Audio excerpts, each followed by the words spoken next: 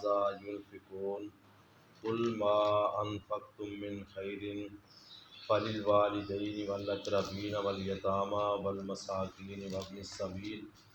وما تفعلوا من خیر فإن اللہ بہ علیم۔ 215 نمبر آیت ہے۔ فرمایا کہ یسألونک ماذا ينفقون، وہ سوال کرتے ہیں آپ سے اے پیغمبر کہ ماذا ينفقون، کیا وہ خرچ کریں۔ قل کہہ دیجئے ما انفقتم، جو بھی تم خرچ کرو، من خیر بھلائی میں سے، یعنی کوئی بھی خیر کا کام کرو، کوئی بھی تم خرچ کرو بھلائی میں سے، خیر میں سے، اپنے پاکیزہ مال میں سے،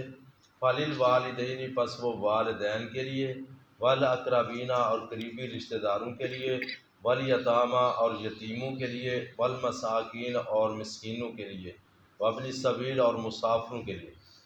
یہاں سے مراد نفلی صدقہ ہے، فرضی زکوٰۃ مراد نہیں ہے، کیونکہ فرضی زکوٰۃ جو ہے وہ والدین پہ نہیں لگتی۔ بیٹا جو ہوتا ہے وہ والدین کا ایک سرمایہ ہوتا ہے، بیٹے کا ویسے حق بنتا ہے کہ اپنے مال میں سے جتنا ہو سکے اپنے والدین پر خرچ کرے، لیکن جو فرضی زکوٰۃ ہے وہ 8 مصارف جو اللہ تعالیٰ نے سورہ توبہ میں آیت آئی ہے، وہ 8 مصارف فرض یعنی خرچ کیا جائے گا۔ جو نفلی صدقہ ہے یہ عام و خاص ہر ایک پر خرچ کیا جا سکتا ہے، یعنی صدقہ بسا اوقات امیر کو بھی دیا جا سکتا ہے ضرورت کے وقت۔ صدقہ جو ہوتا ہے وہ فرضی زکوٰۃ میں نہیں آتا۔ ہاں صدقہ جو ہے وہ صرف آل محمد صلی اللہ علیہ وسلم، آپ صلی اللہ علیہ وسلم کی آل کے لیے صدقہ جائز نہیں ہے۔ آپ صلی اللہ علیہ وسلم کے پاس بلکہ نبی علیہ السلام آئے حضرت بریرہ رضی اللہ تعالیٰ عنہ کے پاس، کہنے لگے کہ بریرہ کیا گھر میں کوئی چیز ہے کھانے کے لیے؟ کہنے لگی جی اے اللہ کے پیغمبر گھر میں ہے لیکن وہ جو ہے نا وہ صدقہ ہے۔ فرمایا صدقے کی کچھ چیز ہے وہ آئی ہوئی ہے، وہ ہمارے گھر میں موجود ہے۔ آپ نے فرمایا وہ صدقہ تیرے لیے، میرے لیے وہ ہبہ بن جائے گا۔ صدقہ جو ہے وہ اپنی جگہ پر پہنچ گیا، حضرت بریرہ کے پاس آیا۔ آپ صلی اللہ علیہ وسلم نے فرمایا جو تو مجھے آگے مجھے دے گی وہ بطور ہبہ دے گی، وہ صدقہ نہیں دے گی۔ یعنی کیا مطلب کہ آل محمد پر صلی اللہ علیہ وسلم صدقہ نہیں لگتا۔ اس کے علاوہ صدقہ جو ہے وہ نفلی چیز ہے، یا نفلی مال میں سے جو بھی خرچ کیا جائے وہ صدقہ ہوتا ہے۔ بعض اوقات لوگ سمجھتے ہیں ایک سیر صدقہ کیا ہے، کوئی جانور وغیرہ ذبح کیا جائے، اور کچھ لوگ ایسے بھی ہوتے ہیں، بلکہ ہم نے خود دیکھا کہ ایک مرتبہ ہمارے ادارے کے سامنے ایک ٹرک والے بھائی وہ وہاں ٹھہرے اور انہوں نے ایک بکرا جو ہے نا وہ ذبح کرنے کے لیے بچوں کے لیے دیا۔ کہنے لگے کہ ہم اس سڑک کے اوپر ذبح کریں، ہم نے اوپر سے نہ گاڑی گزارنی ہے۔ یعنی اس طرح کے خیالات، نظریات، حالانکہ یہ بالکل شریعت کے خلاف ہے۔ جس رب کے نام پر آپ دے رہے ہیں وہ اللہ تعالیٰ جانتے ہیں، اللہ کی رضا کے لیے آپ دے رہے ہیں، اللہ جانتے ہیں کس کے، کوئی بھی صدقہ ہے وہ صدقہ ہی ہے۔ اب جو مسجد میں دیا جاتا ہے وہ بھی ایک صدقہ ہی ہوتا ہے، وہ نفلی عبادت ہے، یعنی نفلی مال جو ہے خرچ کیا جاتا ہے وہ صدقے میں چیزیں آ جاتی ہیں۔ تو آپ صلی اللہ علیہ وسلم نے فرمایا بہترین صدقہ وہ ہے جو اپنے اہل و عیال پر خرچ کرو۔ وابدأ بمن تعول، ابتدا کر جن کا تو ضامن ہے، مراد اس کی بیوی ہے، اس کے بچے ہیں۔ بیوی کو لقمہ پہنچانا مطلب بیوی پر خرچ کرنا یہ بھی صدقہ ہے، بچوں پر صدقہ اپنا خرچ کرنا صدقہ ہے، رشتہ داروں پر ویسے خرچ کرنا وہ صدقہ ہے۔ تو جو زکوٰۃ ہے وہ 8 مصارف سورہ توبہ میں بیان ہوئے ہیں، جس طرح کہ فقراء ہے اور ایسے مسافر ہے جو سفر میں ہے، راستے میں اگرچہ وہ امیر ہے لیکن اچانک اس کے ساتھ ایسا حادثہ ہو گیا، اس کے پیسے گم ہو گئے، اب اس کے پاس کرایہ نہیں، کھانے کے لیے کوئی چیز نہیں، زکوٰۃ میں سے اس کے ساتھ تعاون کر سکتے ہیں۔ وابن السبیل مسافر، ایک مسافر وہ ہوتا ہے جو اللہ کے راستے میں مسافر ہوتا ہے، اس کے ساتھ تعاون کرنا، یعنی اسی طرح مساکین کے ساتھ مسکین اس کو کہتے ہیں جس کے پاس ایک وقت کا کھانا ہے، دوسرے وقت کا کھانا نہیں، وہ انتظار کر رہا ہے کہیں سے آئے گا میں کھاؤں گا، وہ مسکین ہے۔ یعنی کچھ والعاملین، اور اسی طرح جو کام کرنے، 8 مسار سورہ توبہ میں بتلائے۔ اس کے علاوہ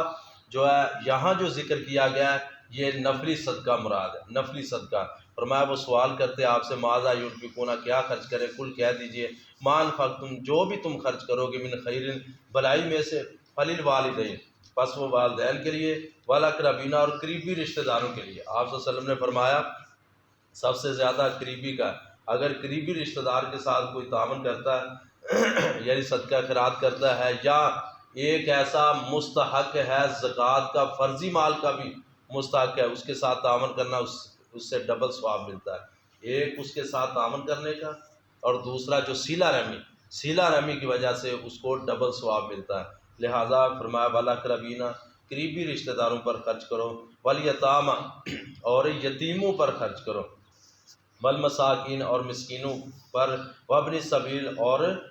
یعنی مسافر پر۔ ایسا مسافر راستے میں اس کے ساتھ کوئی معاملہ بن گیا، اچانک ضرورت پڑ گئی ہے، اس کے ساتھ زکوٰۃ میں سے اور نفلی صدقے میں سے بھی جیسے ہو سکے تعاون، کیونکہ وابن السبیل جو ہے وہ دوسرے 8 مساروں میں بھی آ گیا، اور اس طرح مسکین بھی ادھر۔ یہاں چونکہ فلیلوالدین، والدین کے ساتھ خصوصاً زکوٰۃ سے تعاون نہیں کیا جا سکتا، والدین کے ساتھ جو ہے وہ صدقہ میں سے تعاون کرے گا، یعنی وہ مال جو اس کے پاس زائد ہے فرضی مال کے علاوہ۔ وما تفعلوا، اور جو بھی تم کرو، من خیر،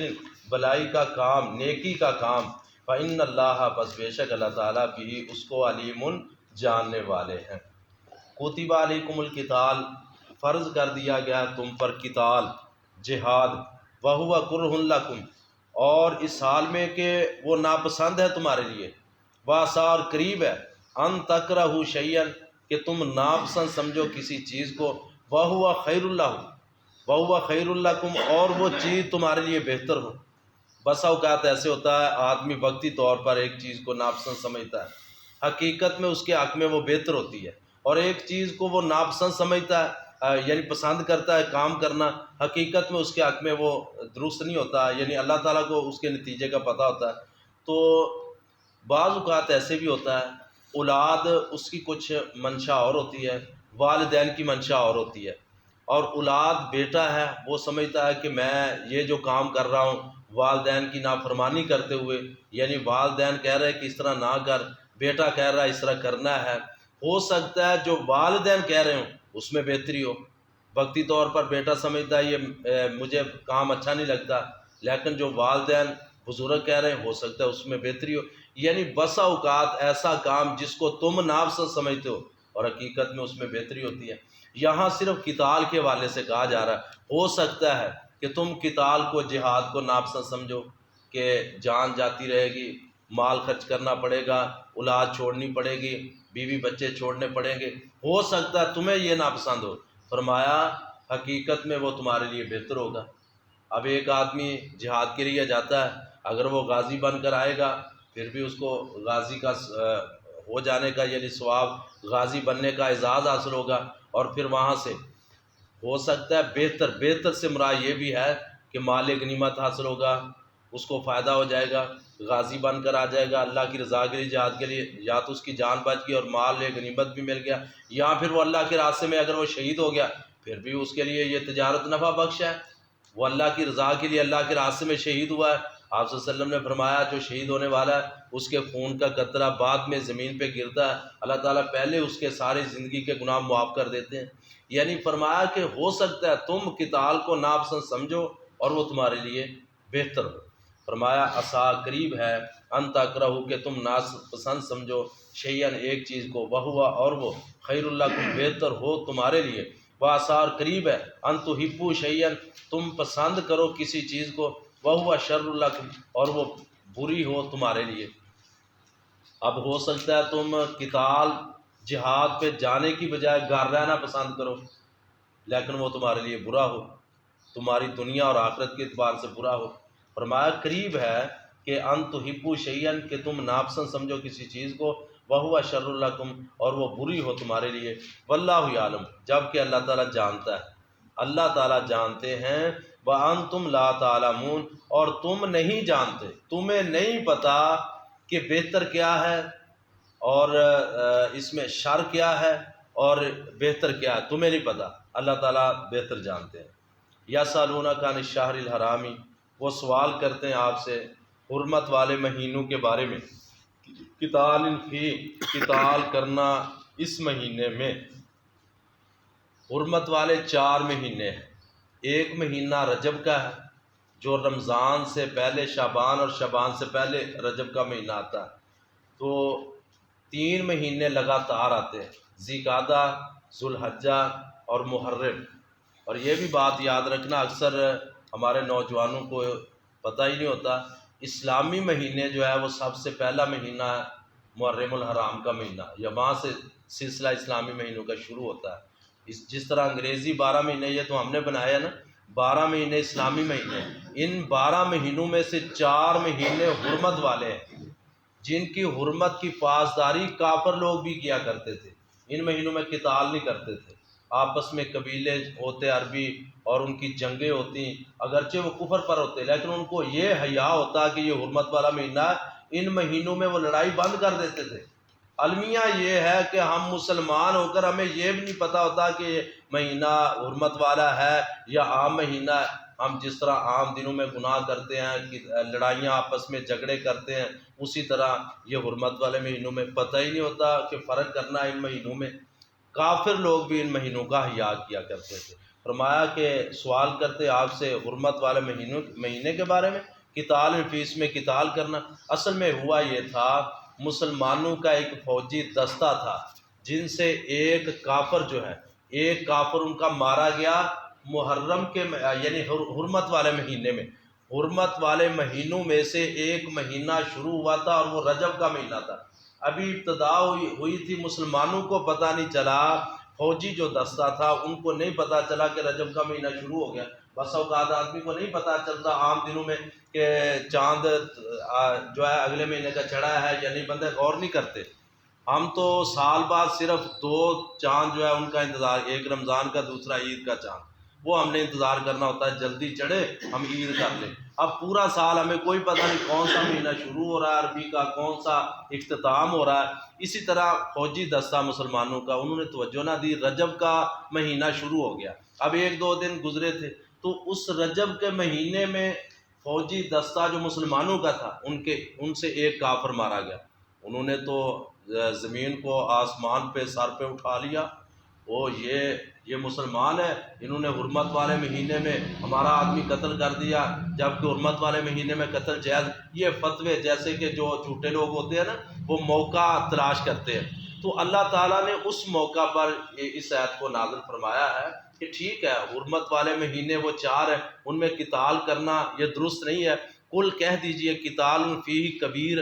قتال کرنا، لڑائی کرنا اس میں بہت بڑا گناہ ہے۔ فرمایا پیغمبر تم بھی کہہ دو، جس طرح وہ اعتراض کر رہے ہیں نا کہ رجب کے مہینے میں، حرمت والے مہینے میں انہوں نے مسلمانوں نے قتل کر دیا، تو آپ کہہ دیں، قل کہہ دیجئے قتال فیہ کبیر، قتال کرنا اس حرمت والے مہینے میں بہت بڑا گناہ ہے۔ وصد عن سبیل اللہ، اور روکنا اللہ کے راستے سے، وکفر بہ، اور اس اللہ کے ساتھ کفر کرنا، والمسجد الحرام، اور مسجد حرام سے روکنا، واخراج اہلی، اور اس بیت اللہ یعنی مسجد حرام سے کے آس پاس رہنے والوں کو نکالنا، منہ اس سے، اکبر عند اللہ، وہ تو اللہ کے ہاں اس سے بھی زیادہ بڑا جرم ہے۔ یعنی خدا نہ خواستہ اگر چلو مسلمانوں سے ایک قتل ہو گیا ہے اور تم نے جو ہے نا زمین کو آسمان پہ اٹھا لیا ہے اور یہ ہو گیا وہ ہو گیا، اللہ کہتے ہیں کہ ٹھیک ہے چلو حرمت والے مہینے میں اے پیغمبر آپ بھی کہہ دو کہ یہ جائز نہیں ہے قتال کرنا، یہ حرام ہے، لیکن اس کے مقابلے میں جو تم کر رہے وہ جائز ہے۔ یہ سوالیہ انداز ہے اللہ تعالیٰ کا کہ ان سے کہو کہ صد عن سبیل اللہ، اب اللہ کے راستے سے نکلنے سے روکنا یہ کبیرہ گناہ نہیں ہے، وہ تم کر رہے ہو، حرمت والے مہینوں کی پاسداری بھی نہیں کرتے۔ وکفر بہ، اور پھر اللہ تعالیٰ کی ذات کے ساتھ کفر کرنا، یہ اتنا بڑا جرم تم کر رہے ہو۔ اور اسی طرح والمسجد الحرام، مسجد حرام سے روکنا، جس طرح کہ 7 ہجری کے موقع پر مسلمانوں کو یعنی عمرہ اور حج کے لیے روکا گیا تھا۔ خود تم وہ لوگ ہو کہ تم نے نبی علیہ السلام اور آپ کے صحابہ کو مکہ سے نکلنے پر مجبور کر دیا، اور تمہارا ایک مارا گیا تو تم نے سارا کوئی سر پہ اٹھا لیا کہ کیا بنا، حرمت والے مہینے میں قتل ہو گیا۔ فرمایا کہ بل مسجد حرام سے روکنا یہ بھی تو بہت بڑا گناہ ہے، اس کی تم پرواہ نہیں کرتے۔ اخراج اہلی ہی، اور اس حرمت والی جگہ پہ رہنے والوں میں سے کسی ایک کو نکالنا، منہ اس سے، اکبر عند اللہ، یہ تو اللہ کے ہاں اس سے بھی زیادہ بڑا جرم ہے۔ فرمایا کہ والفتنہ تو اکبر من القتل، جبکہ فتنہ جو ہے، فتنے سے مراد کفر بھی ہے، فتنے سے مراد شرک بھی ہے، کہ جو تم کفر اور شرک کر رہے ہو وہ اکبر من القتل، قتل سے بھی زیادہ بڑا ہے، فتنہ جو ہے وہ زیادہ بڑا ہے من القتل، قتل سے۔ ولا یزالون یقاتلونکم، ہمیشہ رہیں گے آپ سے لڑائی کرتے، حتیٰ یردوکم، حتیٰ کہ وہ لٹا دیں تم کو، عن دینکم، تمہارے دین سے، ان استطاعوا، اگر وہ طاقت رکھے۔ یعنی اے پیغمبر آپ ان کی باتوں پہ نہیں آنا، یہ تو لڑائی جھگڑے چھیڑ چھاڑ اور یہ سارا سلسلہ یہ کرتے رہیں گے، ان کی خواہش ہے کہ تم اپنے دین سے پھر جاؤ، جب تک یہ یعنی جتنی طاقت رکھیں گے یہ آپ لوگوں کے ساتھ اس طرح کے معاملہ کرنے کی کوشش کریں گے، حتیٰ یردوکم، حتیٰ کہ وہ لٹا دے تم کو، عن دینکم، تمہارے دین سے، ان استطاعوا، اگر وہ طاقت رکھے۔ ومن یرتد منکم، اور جو خدا نہ خواستہ مرتد ہو گیا تم میں سے، یعنی کیا مطلب، جو پھر گیا تم میں سے، عن دین ہی، اپنے دین محمد صلی اللہ علیہ وسلم سے، فیمت، پھر وہ مر گیا اسی حالت میں، ارتداد کی حالت میں، یعنی مرتد ہونے کے بعد توبہ کے بغیر دوبارہ اسلام میں داخل ہونے کے بعد اسی حالت میں مر گیا، وہوا کافر، اس حال میں کہ وہ کفر کرنے والا، فاولئک حبطت اعمالهم فی الدنیا والآخرہ، یہی لوگ ہیں ان کے اعمال دنیا اور آخرت میں برباد ہو گئے۔ ایک آدمی اسلام میں داخل ہوتا ہے، اب کفر میں جو اس نے گناہ کیے ہوتے ہیں، اسلام میں داخل ہونے کی وجہ سے، کلمہ پڑھنے کی وجہ سے اللہ اس کے سارے گناہ معاف کر دیتے ہیں۔ یہ تو صحیح بخاری میں بھی حدیث آتی ہے نا، حضرت عمر بن عاص رضی اللہ، انہوں نے پوچھا تھا اللہ کے پیغمبر اگر میں مسلمان ہو جاؤں، فرمایا کہ ان الاسلام تہدم ما کان قبلہ، اسلام کی برکت سے اللہ تعالیٰ پہلے گناہ معاف کر دیتے ہیں۔ اب جس طرح اسلام میں داخل ہونے سے پہلے گناہ معاف ہو جاتے ہیں، اسی طرح اگر کوئی اسلام سے پھر کر کفر میں چلا جائے اس کی نیکیاں بھی برباد ہو جاتی۔ ایک آدمی ہے وہ اسلام میں رہا ہے، اس نے نمازیں پڑھی ہیں، نیکیاں، بڑی بڑی نیکیاں کی، خدا نہ خواستہ موت کے قریب وہ پھر اسلام سے پھر گیا، مرتد ہو گیا، اب مرتد ہونے کی وجہ سے، اسلام سے پھرنے کی وجہ سے اس کے سارے عمل ضائع ہو گئے۔ فرمایا کہ جو آدمی فاولئک حبطت اعمالهم، بس یہی لوگ ہیں کہ ان کے اعمال برباد ہو گئے، پھر دنیا میں، والآخرہ، اور آخرت میں، واولئک، اور یہی لوگ ہیں اصحاب النار، آگ والے، ہم فیہا خالدون، وہ اس میں ہمیشہ ہمیشہ رہیں گے۔